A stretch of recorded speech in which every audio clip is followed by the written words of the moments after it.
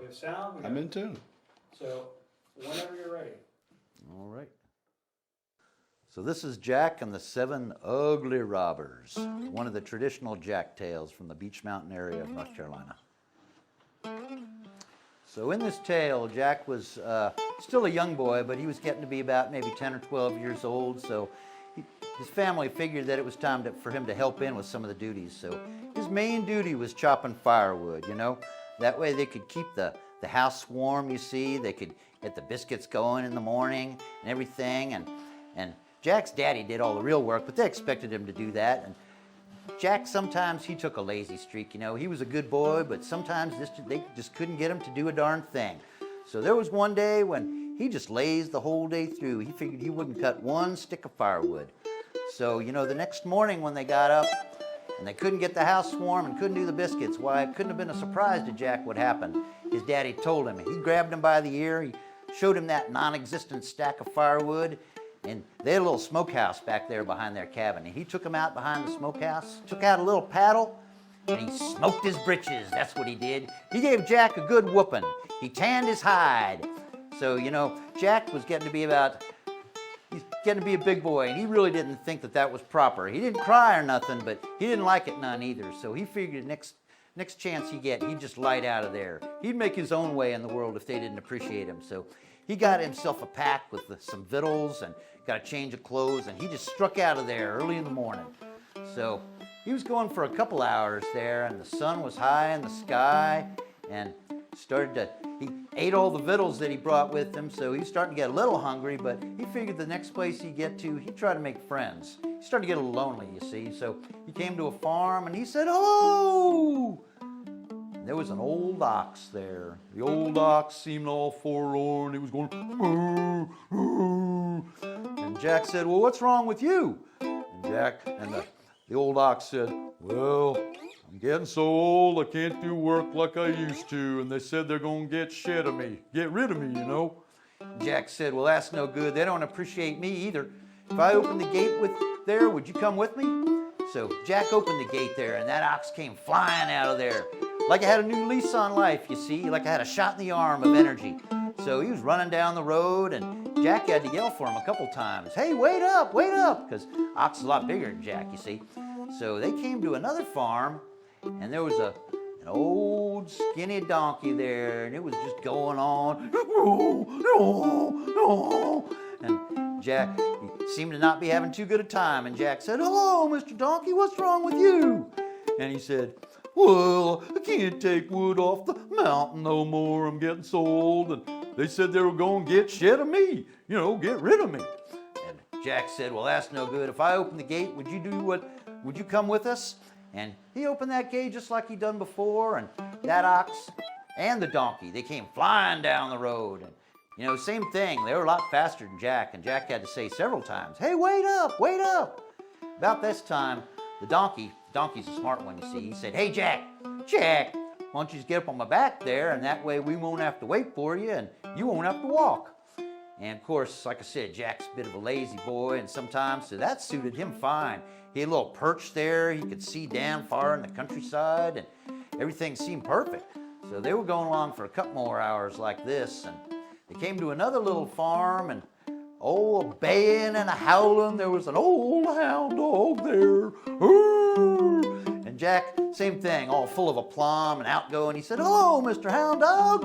And the dog said, "Arr." And Jack said, "Well, what's wrong with you?" And the hound dog said, "Well, I'm getting so old. I overheard them singing a song the other day. They said, I ain't never caught a rabbit, and I wasn't no friend of theirs. And I only got one tooth now." And Jack said, "Well, that don't matter to us. Would you come with us if we asked you to?" And of course, the dog said, "I was just studying about that myself." So, the dog tried to keep up, but the same thing like with Jack. That dog couldn't keep up, so the donkey said, "I can probably take the hound dog too." And so Jack went and grabbed that hound dog and just put him right up there back behind him on the donkey. They were going along fine like that for a while, you see, with the ox leading and the donkey and Jack and the dog on there. And they came to another little place, had a split rail fence up there, you see, and just a howling and a meowling. Wow, was an old tomcat. You know, it seemed like it had fleas and ticks probably, you know, probably couldn't even catch a mouse. And Jack said, well, what's wrong with you, Mr. Tom? And the Tom said, well, I can't catch rats and mice no more. And overheard the lady at the house say she's going to take me down to the river and drown me. And of course, Jack said, well, you don't want to stick around and have that happen to you. Why don't you come on with us? So, you know, the cat didn't have to think for 2 seconds on that. But of course, that cat couldn't keep up, just like the dog before him and Jack. So you would not think this was a good idea? But Jack scooped that cat up and put him right up behind the dog on the donkey. And you know, that dog and the cat, they seemed to get along fine, like they were good friends. You know, old bandmates they were. So they were going down the road for a while, and there was an old kind of fallen down cupola there. It was all rickety, and up on top of that, rookaroo, rookaroo, there was an old rooster who just sounded pitiful and pathetic. It barely had any tail feathers. Looked like it was molten or something, you know. Barely scratch a worm up, I bet. You know, and Jack said, of course, hey, what's wrong with you, Mr. Rooster? And the rooster said, well, I've been missing my crowing in the morning. I've been getting so old, and the farmer's mad at me, and I overheard him say to his wife he's going to hit me over the head and fry me up in a pie. And Jack said, well, that's no good. You don't want to sit around here and have that happen. So, same thing, he asked the rooster to come, and the rooster couldn't keep up. But you might not think this was a good idea, but Jack had them all scoot up, and he got that rooster, and he pitched him up there behind the cat. You know, and that rooster and that cat, they seemed to get along fine. You know, they were on the same team at this point. So everybody was going down the road for a while longer, but at this point the sun was getting lower in the sky, you see, and they were all real far away from their homes, and you know, it felt like they were next to the edge of the world, you see. So at this point they were all getting kind of thirsty, so they found a little brook, and they were stooped down, they were having a little drink, and the donkey, of course, he's a smart one, you see. He said, Jack, it's getting late. We got to figure out what to do. We can't swim in the public road. It's going to get so plumb dark. That'd be dangerous. Of course, the dog said, I was just studying about that myself. So, you know, Jack said, well, we just got to keep on a little further. And it's a good thing they listened to Jack, because they came to this little isolated hollow, you know. And they went down this little country lane, and there was a little cabin there. There was a little puff of smoke coming up out of the cabin, so they knew that somebody had to live there. So they came up about as close as they thought was right, and they dismounted off the donkey, and Jack said, Bedads, I'm just going to see if I can yell and see if anybody can hear me. So he put up his hand up to his mouth, and he yelled as loud as he could. He said, ho!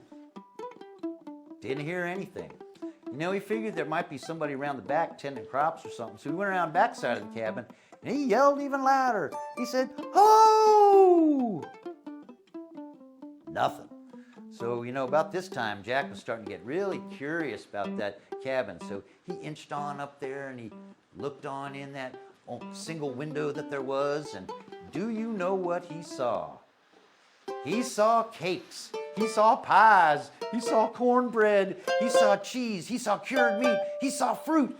About this time, Jack was powerful hungry, you know. His mouth was watering, his stomach was a-growling. So the donkey's a smart one, you say. He said, Jack, I got an idea about who might live here. I don't see any garden. I don't see any crops.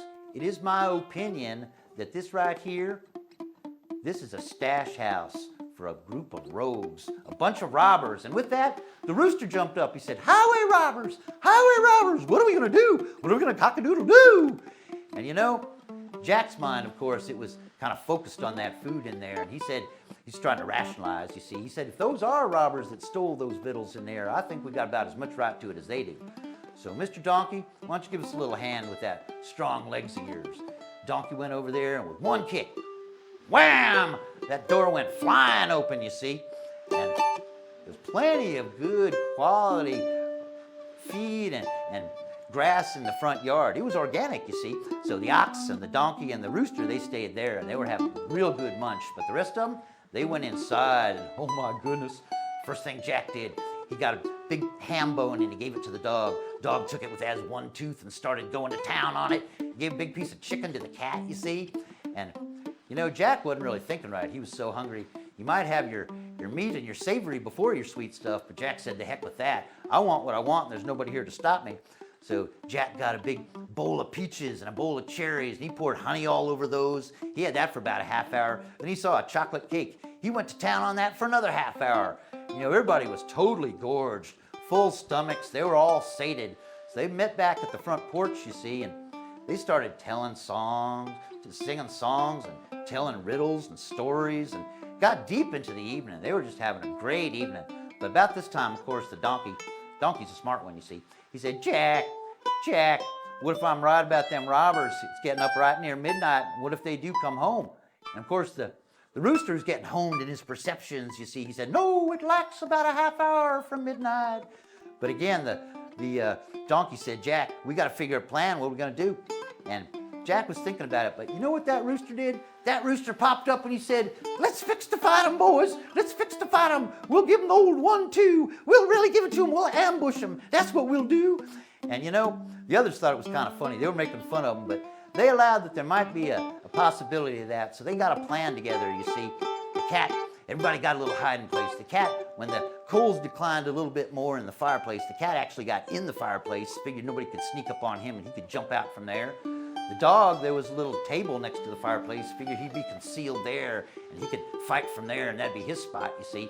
And the others were bigger, the ox and the donkey, so they had to hide outside. There was a big shade tree and there was some bushes there, you see. And Jack figured he wouldn't have to fight anybody that evening, so he went in the next room. There was another room, it was a bedroom, and there were 7 fine feather beds there. Jack felt the very first one, it felt perfect for him. He didn't even take his shoes off, you see. He just melted into that bed. He was sawing logs in like 2 minutes. He was out like a light. So it was getting right up toward midnight. And you know that rooster, the rooster got the whole plan going, you see, but that chicken bird, he got way up high. He got up on the roof and he even got up way up on the chimney. He said, I'll get up here where I'm safe. I mean where I can see, boys, that's it. I'll let you know when they're coming. I'll be the lookout. So, you know, he fell fast asleep, of course, and as did they all. The stroke of midnight came. And do you know what happened next?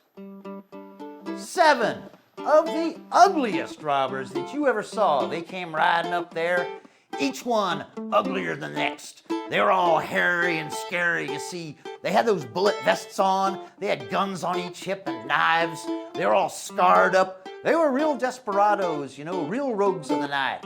They were experienced. They didn't come up immediately to the house, you know. They stopped at the gate there. And the big old ugly lead robber there, he said to the others, he said, boys, why don't one of you go in and make sure the house is clear and then blow the fire up so we can see all the loot we stole today and divide it up right.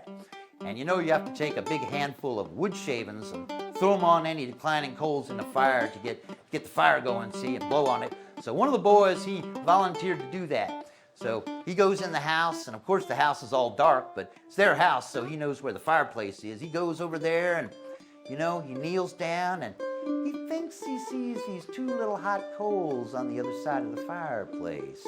So he gets his wood chips, he gets them ready, he throws them in that cat's face, and he starts blowing and blowing, and let me tell you, when he blew in that tomcat's face, he let him have it.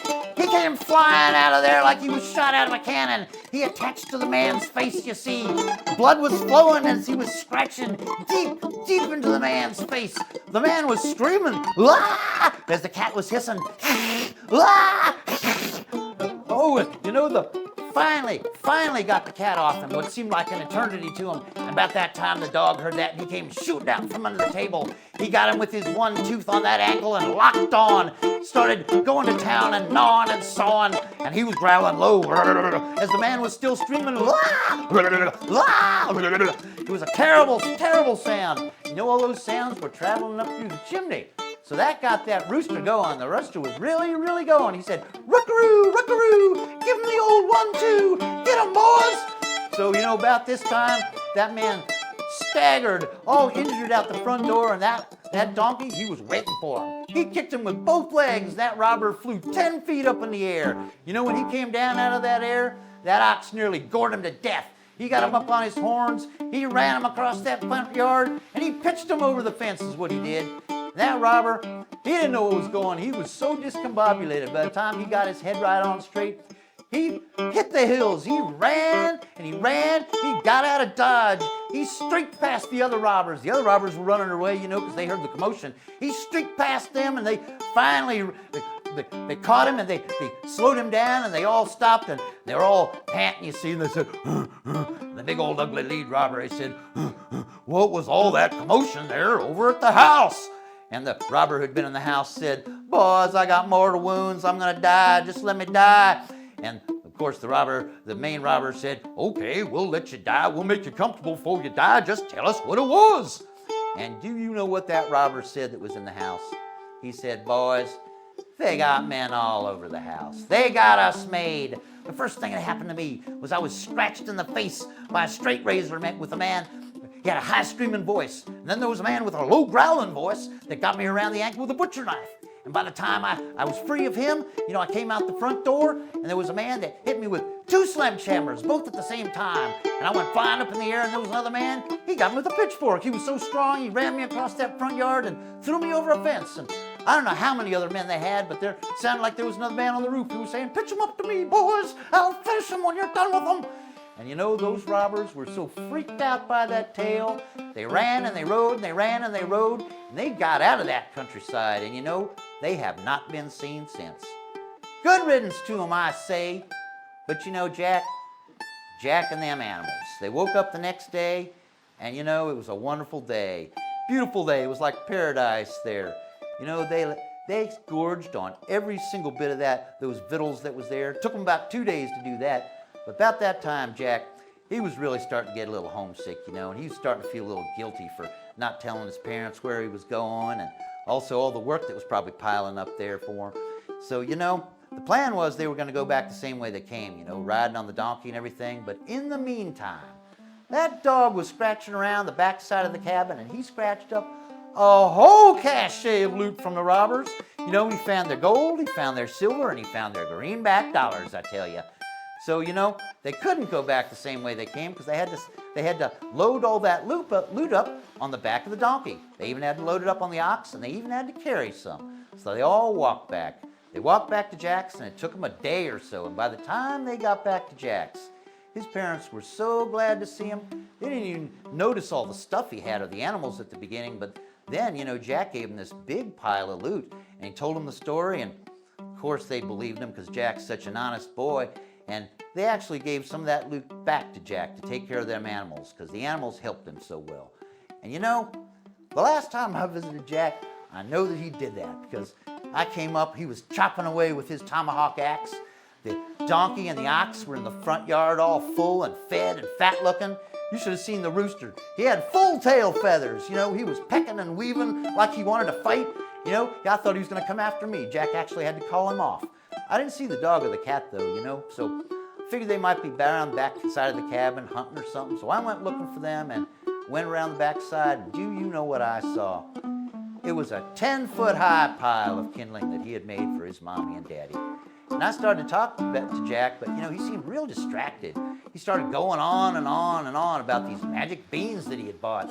And I figured with some of that extra money that a huckster probably took him or something.